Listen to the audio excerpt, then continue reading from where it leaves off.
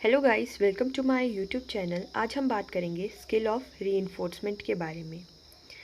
पहले हमें इसको स्टार्ट करने से पहले हमें पता होनी चाहिए कि इसमें क्या क्या कंपोनेंट्स आते हैं और उनका रोल क्या है। तो स्किल ऑफ रीइंफोर्समेंट में 5 कंपोनेंट्स आते हैं, जैसे कि पहला है पॉजिटिव वर्बल रीइंफोर्समेंट। यह कंपोनेंट तब यूज़ किया जाता है जब टीचर बच्चे को प्रेस करती है उसके आंसर देने पे, जैसे कि शाबाश बैठ जाइए। पॉजिटिव नॉन वर्बल रीइंफोर्समेंट तब दिया जाता है जैसे कि बच्चे ने आंसर दिया और टीचर ने बिना बोले उसे इशारा किया, जैसे कि छात्र अध्यापिका मुस्कुराते हुए तथा बैठने का इशारा करते हुए, या फिर हम ऐसे भी बोल सकते हैं छात्र अध्यापिका छात्र की पीठ थपथपाते हुए तथा बैठने का इशारा करते हुए। तीसरा हमारा कंपोनेंट आता है एक्स्ट्रा वर्बल क्यूज़, जिसमें कि छात्र अध्यापिका जो है वो बच्चे को मोटिवेट करती है अपना आंसर कंटिन्यू करने में, जैसे कि हाँ हाँ कोशिश कीजिए। फोर्थ हमारा कंपोनेंट आता है writing people's response on blackboard. इसमें अगर छात्र अध्यापिका को छात्र का उत्तर जो है वो इम्पोर्टेंट लगा या नोट डाउन करने वाला लगा, तो वो छात्र अध्यापिका जो है वो छात्र का उत्तर ब्लैक बोर्ड पे लिखेगी। तो इसके लिए हम यूज़ करेंगे छात्र अध्यापिका छात्रा या छात्र का उत्तर श्यामपट्ट पर लिखते हुए। फिफ्थ हमारा कंपोनेंट आता है repeating and rephrasing people response. जैसे कि बच्चे ने आंसर किया और अगर टीचर को इसमें कुछ और ऐड करना हुआ तो टीचर उसको रिपीट करेगी स्टेटमेंट को और उसमें ऐड करेगी, तो उसको आता है, उसको बोलते हैं repeating and rephrasing people response. तो गाइस, आज हम अपना पहला लेसन प्लान डिस्कस करेंगे, जो कि है हमारा लाइफ साइंस के बारे में। तो कोई भी लेसन प्लान लिखने से पहले उसे हम ऐसे लिखते हैं, जैसे कि हम पहले लिखेंगे पाठ योजना 1, फिर उसके बाद हम ये टेबल बना लेंगे जिसमें कि आता है छात्र अध्यापिका का नाम। छात्र अध्यापिका का नाम होगा, जैसे कि यहाँ पे स्मृति है, जैसे प्यूपल टीचर है, जैसे आप प्यूपल टीचर हो तो यहाँ आप अपना नाम लिखोगे। फिर अनुक्रमात आता है, जैसे कि रोल नंबर। उसके बाद कक्षा आती है जिसके बारे में तुम टॉपिक लिख रहे हो।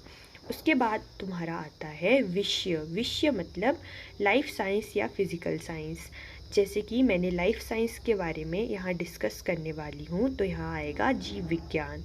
उसके बाद हमारा आता है उपविषय। उपविषय का अर्थ है जो हम टॉपिक पढ़ाने वाले हैं, जैसे कि हम यहाँ पढ़ाने वाले हैं सूक्ष्म जीव। फिर उसके बाद आती है समय अवधि। हम ये लेसन प्लान 5 से 7 मिनट का बनाते हैं, इसीलिए यहाँ पे हम समय अवधि 5 से 7 मिनट लिखेंगे। दिनांक हम जिस दिन हम लेसन प्लान लिखेंगे उस दिन का डालेंगे, और नीचे आएगा हमारा पर्यवेक्षिका का नाम, जैसे कि जो हमारी ग्रुप इंचार्ज होती है उनका नाम यहाँ आता है। हमारे इस लेसन प्लान का उद्देश्य है पुनर्वलन कौशल में निपुणता हासिल करना, जैसे कि स्किल ऑफ रीइंफोर्समेंट भी कहते हैं।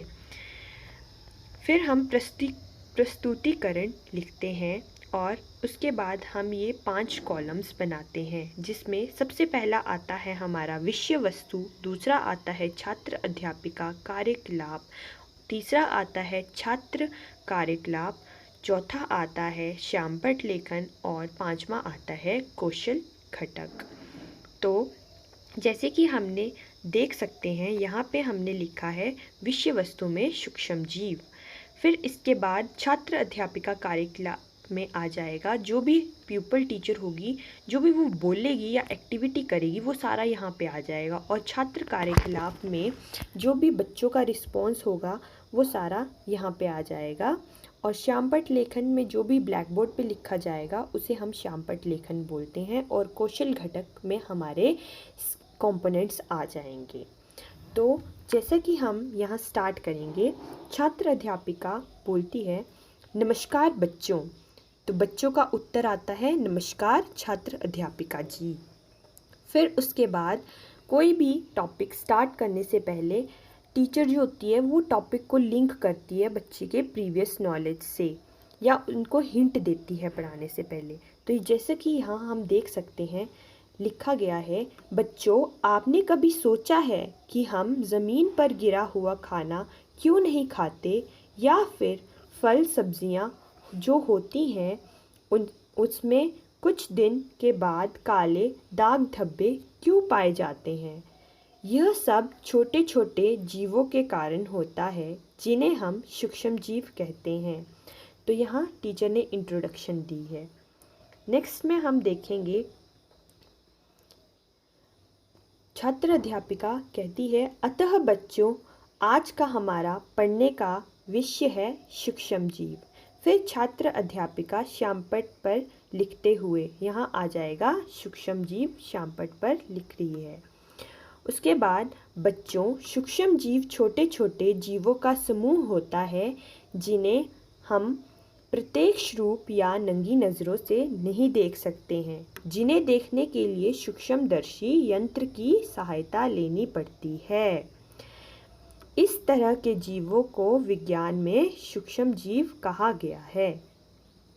उसके बाद छात्र अध्यापिका बच्चों से क्वेश्चनिंग करती है। जब वो थोड़ा कंटेंट पढ़ा लेती है तो उसके बाद वो क्वेश्चनिंग करेगी बच्चों से, जैसे कि बच्चों बताइए सूक्ष्म जीव क्या होते हैं। तो यहाँ पे छात्र अध्यापिका ने पूछा, नेहा पहले बच्चों से पूछा, फिर उसके बाद कोई एक बच्चा, जैसे नेहा आप बताइए। तो नेहा ने उत्तर दिया, सूक्ष्म जीव छोटे छोटे जीवों का समूह है जिन्हें हम प्रत्यक्ष रूप या नंगी नज़रों से नहीं देख सकते हैं। इसके बाद छात्र अध्यापिका ने बच्चे को प्रेस किया और पहला कंपोनेंट यूज़ किया जो कि हमारा है पॉजिटिव वर्बल रीइंफोर्समेंट, जैसे कि शाबाश बैठ जाइए। उसके बाद, बच्चों बताइए सूक्ष्म जीवों को देखने के लिए किस यंत्र की आवश्यकता या सहायता लेनी पड़ती है।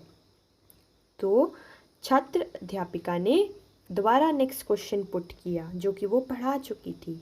अब नेक्स्ट बच्चे से छात्र अध्यापिका क्वेश्चन पूछेगी और उत्तर बच्चा देगा। जैसे कि शिवानी से क्वेश्चन पूछा गया और शिवानी ने उत्तर दिया सूक्ष्मदर्शी यंत्र की। फिर उसके बाद छात्र अध्यापिका ने दूसरा कंपोनेंट यूज़ किया, जैसे कि छात्र अध्यापिका मुस्कुराते हुए तथा बैठने का इशारा करते हुए। फिर उसके बाद छात्र अध्यापिका को उसका उत्तर इम्पॉर्टेंट लगा तो उसने श्यामपट्ट पर लिखा, जैसे कि छात्र अध्यापिका छात्रा का उत्तर श्यामपट्ट पर लिखते हुए सूक्ष्मदर्शी यंत्र। तो ये आ गया हमारा तीसरा component, writing people's response on blackboard. उसके बाद छात्र अध्यापिका ने दोबारा पढ़ाया, बच्चों सूक्ष्म जीवों को सर्वव्यापी भी कहा जाता है, अर्थात यह हर जगह पाए जाते हैं। फिर वो दोबारा क्वेश्चन पुट करेगी बच्चों से कि बच्चों बताइए सूक्ष्म जीवों को सर्वव्यापी क्यों कहा गया है। तो बच्चा आंसर करेगा क्योंकि यह हर जगह पाए जाते हैं। तो दोबारा छात्र अध्यापिका प्रेस करेगी और पहला कंपोनेंट यूज़ होगा शाबाश बैठ जाइए।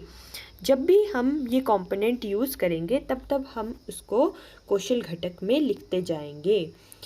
फिर उसके बाद छात्र अध्यापिका ने उसकी स्टेटमेंट रिपीट और रीफ्रेज की, जैसा कि साधना ने बताया सूक्ष्म जीवों को सर्वव्यापी इसलिए भी कहा जाता है क्योंकि यह हर जगह पाए जाते हैं, और उसमें ऐड किया जैसे कि मिट्टी, जल, वायु और पौधे में भी।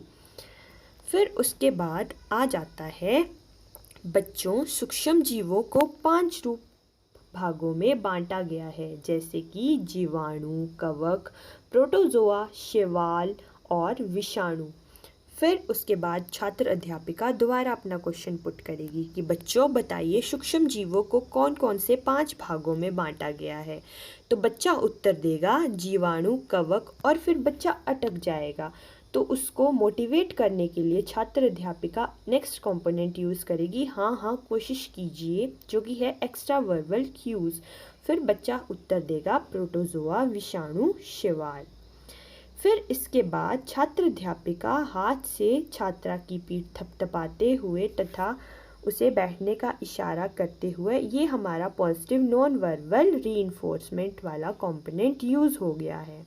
फिर उसके बाद जो छात्र अध्यापिका होगी वो छात्रा का उत्तर श्यामपट्ट पर लिखेगी, जो कि हमारा नेक्स्ट कंपोनेंट यूज़ किया है, writing people response on black board, जिसमें हम 5 प्रकार के सूक्ष्म जीवों को लिखेंगे। फिर नेक्स्ट आता है बच्चों, मनुष्यों में सूक्ष्म जीवों द्वारा होने वाले सामान्य रोग जैसे कि हैजा, टाइफाइड जीवाणु द्वारा, पोलियो विषाणु द्वारा, गेहूं की रस्ट कवक द्वारा तथा मलेरिया प्रोटोजोआ द्वारा पाए जाते हैं। बच्चों बताइए जीवाणु द्वारा कौन कौन से रोग होते हैं? तो बच्चा उत्तर देगा हैजा, और फिर दोबारा बच्चा कंफ्यूज हो जाएगा या अटक जाता है, तो टीचर द्वारा मोटिवेट करती है कि हाँ हाँ कोशिश कीजिए, तो बच्चा उत्तर देगा।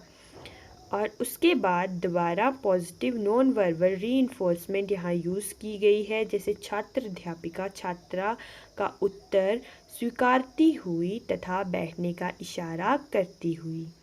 फिर उसके बाद छात्र अध्यापिका जो है छात्र की स्टेटमेंट को रिपीट और रिफ्रेश करेगी, जैसा कि वैशाली ने बताया जीवाणु द्वारा हैजा, टाइफाइड तथा क्षय रोग जैसे रोग होते हैं। तो फिर हम इसका नेक्स्ट कंटेंट पढ़ेंगे, जैसे कि बच्चों सूक्ष्म जीव हानिकारक होने के साथ साथ लाभप्रदायक भी होते हैं, जिसका प्रयोग विभिन्न कार्यों में किया जाता है, जैसे कि लैक्टोबैसिलस बैक्टीरिया दूध को दही में परिवर्तित करता है। तो फिर छात्र अध्यापिका पढ़ाने के बाद दोबारा क्वेश्चनिंग करेगी, बच्चों बताइए दूध को दही में कौन सा सूक्ष्म जीव परिवर्तित करता है? तो बच्चा उत्तर देगा लैक्टोबैसिलस बैक्टीरिया। तो टीचर द्वारा उसको फ्रेज करेगी और कंपोनेंट यूज़ होगा पॉजिटिव वर्बल रीइंफोर्समेंट। और उसके बाद छात्र अध्यापिका जो है छात्रा का उत्तर श्यामपट्ट पर लिखेगी, जो कि आ जाएगा हमारा people response, writing people response on black board. और एंड में हम इसको कंक्लूड करेंगे। बच्चों आज हमने सूक्ष्म जीव तथा उसके 5 भागों के बारे में पढ़ा, और धन्यवाद बच्चों। और बच्चे कहेंगे धन्यवाद अध्यापिका जी।